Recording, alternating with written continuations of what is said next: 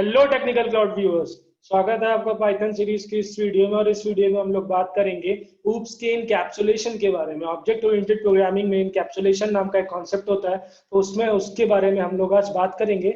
लेकिन उससे पहले अगर किसी ने भी मेरी पुरानी वीडियोस नहीं देखी हैं तो मैं रिक्वेस्ट करूंगा आप मेरे चैनल पे जाएं, उन वीडियोस को देखें, क्योंकि ये जो एग्जाम्पल मैंने यहाँ पे लिखा हुआ है ये मैंने अपनी पुरानी वीडियो में पूरी अच्छी तरह समझाया हुआ है।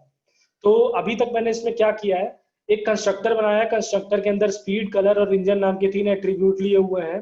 उसके बाद मैंने स्पीड को गेट करने के लिए, कलर को देखने के लिए और इंजन को देखने के लिए फंक्शंस लिखे हैं, यानी मेथड्स बनाए हैं। फिर स्पीड, कलर और इंजन तीनों को अपडेट करने के लिए हमने फंक्शंस बनाए हैं।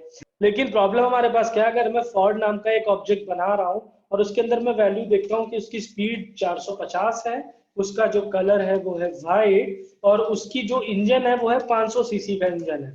मैंने ये चीज किया। अब मैं चाहता क्या हूं कि अब जब मैं फोर्ड डॉट टैब प्रेस किया मैंने, तो टैब प्रेस करने के बाद अगर यूजर को कोई एट्रीब्यूट देखना है, कोई कैरेक्टरिस्टिक देखनी है, सपोज दैट उसको स्पीड देखना है, तो उसने कौन से फंक्शन का यूज किया? एक गेट स्पीड फंक्शन का यूज किया। एंटर किया तो उसको स्पीड दिख गई।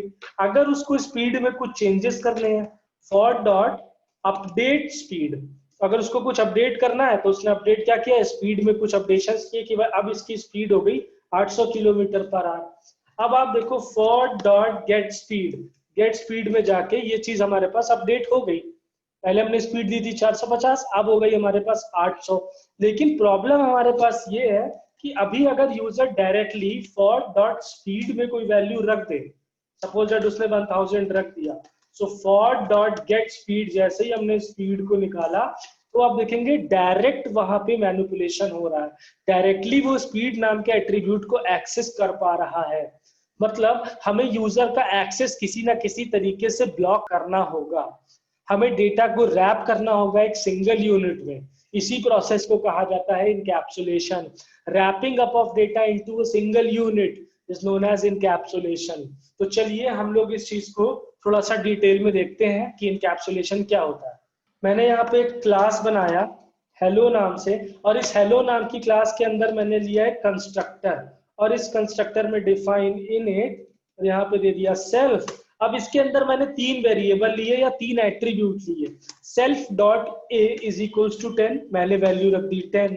Self dot under score b is equals to 20 रख दिया, and self dot under score c is equals to 30 रख दिया। ये मैंने 3 टाइप के वेरिएबल लिए हैं, एक नॉर्मल ए, फिर अंडर स्कोर बी, और फिर 2 बार अंडर स्कोर सी। ये 3 मैंने वेरिएबल लिए, इसमें मैंने वैल्यूज रख दी।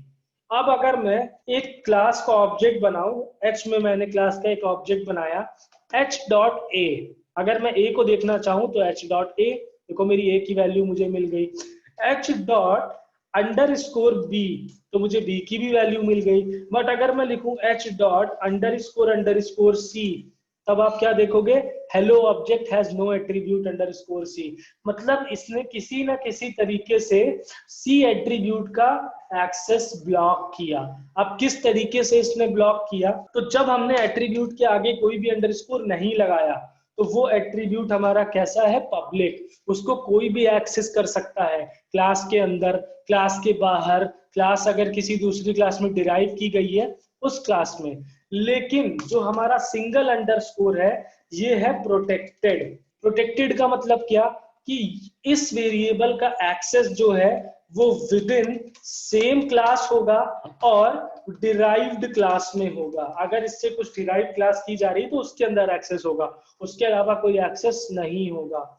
ये हमारा है प्राइवेट, मतलब क्लास के बाहर और किसी भी डिराइव्ड क्लास में भी इसका कोई रोल नहीं होगा, ये एक्सेसिबल नहीं होगा। तो कैसे हमें एक्सेस करना है इन चीजों को, इसको चलो हम लोग देखते हैं। तो उसके पहले हमारे पास क्या है, अगर हम कोई चीज प्राइवेट करते हैं तो प्राइवेट हम लोग क्या करेंगे, प्राइवेट करेंगे 2 चीज, या तो हम लोग करेंगे एट्रीब्यूट को प्राइवेट या करेंगे मेथड को प्राइवेट। अब जब प्राइवेट कर दिए, चाहे एट्रीब्यूट को प्राइवेट किया या फिर मेथड को प्राइवेट किया, अगर इनको हमें देखना है तो इनको देखने के लिए प्राइवेट एट्रीब्यूट प्राइवेट मेथड को देखने के लिए हमें क्या बनाना पड़ेगा, एक पब्लिक मेथड बनाना पड़ेगा, एक पब्लिक फंक्शन बनाना पड़ेगा। तो अब हम लोग चलिए इसी चीज को देखते हैं कैसे हम लोग पब्लिक मेथड बनाएंगे। पब्लिक मेथड नॉर्मल है, जैसे हम लोग क्लास के अंदर फंक्शंस लिखते आए हैं। तो मैंने बस क्या किया, यहाँ पे ये जो कोड है इसको मैं कॉपी कर रहा हूँ, यहाँ पेस्ट किया और मैंने क्या किया, डिफाइन शो प्राइवेट एट्रीब्यूट, कि मुझे प्राइवेट एट्रीब्यूट को देखने के लिए मैंने एक यहाँ पे फंक्शन लिखा और मैंने यहाँ पे दे दिया सेल्फ। मैंने इससे रिटर्न क्या कराया कि रिटर्न करा दो सेल्फ डॉट अंडरस्कोर सी, ये मुझे तुम क्या दे दो, वापस दे दो। मैंने इसको अब एग्जीक्यूट किया, मैंने लिखा h1 is equals to hello, ये हमारा एक हेलो क्लास का ऑब्जेक्ट हो गया। अब ऑब्जेक्ट बनाने के बाद मैंने जैसे ही h1 dot show private attribute, अगर मुझे सी के ऊपर एक्सेस चाहिए, हमने एक फंक्शन बनाया, उस फंक्शन के अंदर हमने सेल्फ के थ्रू उस प्राइवेट एट्रीब्यूट को एक्सेस किया, उसकी वैल्यू देखने के लिए उसको रिटर्न कराया, तब हम उसकी वैल्यू को देख पाएंगे। अगर हमें वैल्यू चेंज करनी है किसी प्राइवेट एट्रीब्यूट की, तो हम लोग क्या करेंगे, सिमिलरली हम लोग यहाँ पे एक और फंक्शन लिखेंगे, डिफाइन अपडेट प्राइवेट एट्रीब्यूट। ये मैंने यहाँ पे लिखा सेल्फ पे, और मैंने यहाँ पे रिटर्न कराया, नहीं रिटर्न नहीं कराया एक्चुअली, जब मैंने यहाँ पे अपडेट कराने के बाद मुझे क्या अपडेशन में देना चाह रहा हूँ, सी में कुछ ना कुछ वैल्यू रखेंगे ना, तो मैंने यहाँ पे रख दिया वैल्यू, एक इनपुट जाएगा, एक आर्ग्यूमेंट जाएगा वैल्यू नाम से, और मैंने क्या कहा, self dot underscore c is equals to value, कि वैल्यू के अंदर जो भी जा रहा है उसको सी में रख दो। मैंने इसको एग्जीक्यूट किया, फिर से मैंने एक ऑब्जेक्ट बनाया, तो शो एट्रीब्यूट अभी आप देखोगे इसकी वैल्यू है 30, लेकिन अब मैं कहूँ h1 dot update private attribute, तो अपडेट करने के टाइम पे मुझे क्या चाहिए, एक वैल्यू देनी है जो अपडेट करनी है, तो मैंने क्या कहा, अब सी की वैल्यू रख दो तुम 50। तो अब देखिए हमारे पास h1 dot show private attribute, मैंने जैसे ही इस मेथड को देखा तो ये देखिए 50, हमारे पास वो वेरिएबल में वैल्यू चेंज हो गई। इसी तरह बात आती है हमारे पास, हम लोग किसी भी मेथड को भी प्राइवेट बना सकते हैं। पूरा कोड मैंने कॉपी किया और मैंने क्या किया, यहाँ पे डिफाइन किया, ये सब पब्लिक मेथड्स हमने बनाए हैं। क्यों पब्लिक मेथड्स बनाए हैं, क्योंकि इनके नेम अंडरस्कोर से स्टार्ट नहीं हो रहा है। अगर किसी भी मेथड का नाम अंडरस्कोर से स्टार्ट हो रहा है, प्राइवेट मेथड, मैंने क्या दे दिया कि ये हमारा एक प्राइवेट मेथड है, और इसके अंदर मैंने सिर्फ क्या लिखा, प्रिंट स्टेटमेंट लिखा कि this is a private method. अगर मैं यहाँ पे h2 is equals to hello class का मैं एक ऑब्जेक्ट बनाता हूँ, ऑब्जेक्ट बनाने के बाद h2 डॉट डॉट लगा के मैंने टैब प्रेस किया, तो क्या मेरे पास अंडरस्कोर प्राइवेट अंडरस्कोर मेथड नाम से क्या कोई फंक्शन है? उसने क्या कहा कि भाई कोई फंक्शन ही नहीं है मेरे पास प्राइवेट मेथड नाम से। क्यों उसने ऐसा कहा? क्योंकि अगर कोई मेथड प्राइवेट है तो मुझे उसके लिए क्या चाहिए, एक पब्लिक मेथड चाहिए। तो मैंने क्या किया, यहाँ पे चाहे तो हम लोग ये शो प्राइवेट एट्रीब्यूट और मेथड इसी में दिखा सकते हैं, कोई प्रॉब्लम नहीं है।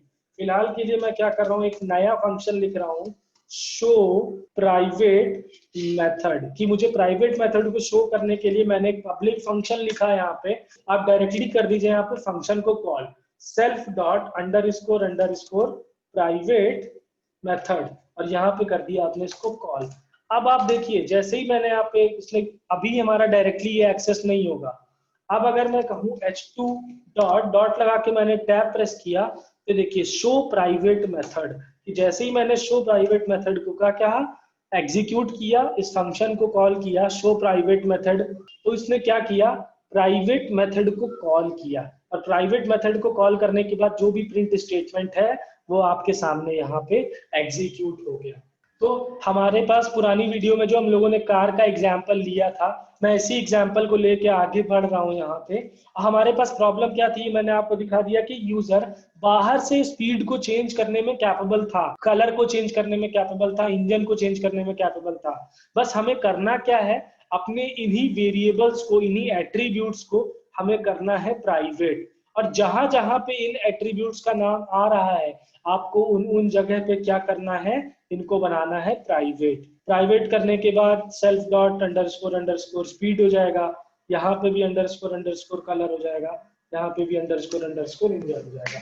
तो ये देखिए, ये हमने अपने सारे वेरिएबल्स को कर दिया है प्राइवेट। अब मैंने यहाँ पे फोर्ड नाम से एक ऑब्जेक्ट बनाया अपनी कार क्लास का, और इसमें क्या कहा, इसमें मैंने स्पीड दे दिया 800, कलर मैंने क्या दिया, ब्लू, और मैंने इसका जो इंजन दे दिया वो दे दिया मैंने 2000 सीसी का, 2000 सीसी का इसका एक इंजन है।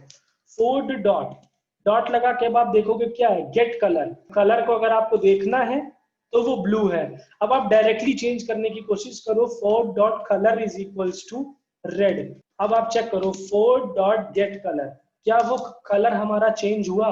नहीं चेंज हुआ। क्यों? कलर नाम का कोई एट्रीब्यूट ही नहीं है हमारे पास। इस तरह से हमने उसको उसका एक्सेस ब्लॉक किया। अब अगर फोर्ड डॉट अपडेट स्पीड, कि मुझे अगर स्पीड को अपडेट करना है, अभी मेरी स्पीड है 8000, मैंने कर दिया इसको 1000। फोर्ड डॉट गेट स्पीड, जैसे ही मैंने स्पीड को किया यहाँ पे गेट, तो देखिए ये 1000 यहाँ पे स्पीड हमारी अपडेट हो गई। हमने यूजर को एक्सेस ब्लॉक किया। अब यूजर हमारी क्लास के बाहर से किसी भी एट्रीब्यूट को चेंज करने में वो सक्षम नहीं होगा, एलिजिबल नहीं होगा।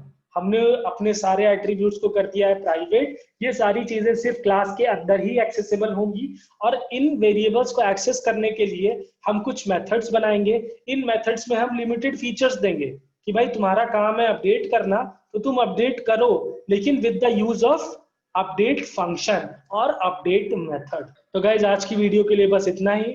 हम लोग अपनी अगली वीडियो में देखेंगे ऊप्स के अगले कॉन्सेप्ट के बारे में, जिसको कहा जाता है इनहेरिटेंस, कि कैसे एक क्लास की प्रॉपर्टीज को हम लोग दूसरे क्लास के अंदर लेके आते हैं, कैसे उन प्रॉपर्टीज को हम लोग दूसरी क्लास में इनहेरिट करते हैं। तो अगर आप लोगों को मेरी ये वीडियो अच्छी लगी हो तो आप प्लीज मेरे चैनल पे जाएं।